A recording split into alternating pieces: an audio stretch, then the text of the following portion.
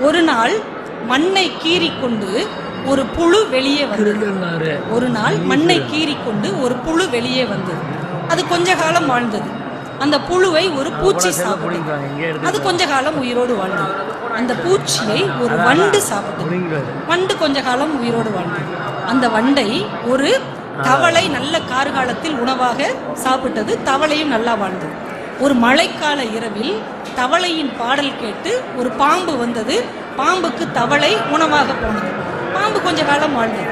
ஒரு நாள் தூரத்தில் பறந்த கழுகின் கண்களுக்கு பாம்பு நூடுல்ஸாக தெரிந்தது. கழுகு எடுத்து சாப்பிட்டுச்சு.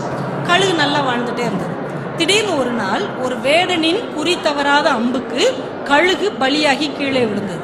வேடன் கழுகு எடுத்துட்டு போய் மனைவிட்ட கொடுத்தான். இன்னைக்கு நம்ம வீட்டில் கழுகு 65 அவ செஞ்சு கொடுத்தான். வேடன் சாப்பிட்டான். அவனும் ரொம்ப நாள் நிம்மதியாக வாழ்ந்தான். ஒரு நாள் வேடன் இறந்து போனான். அவனை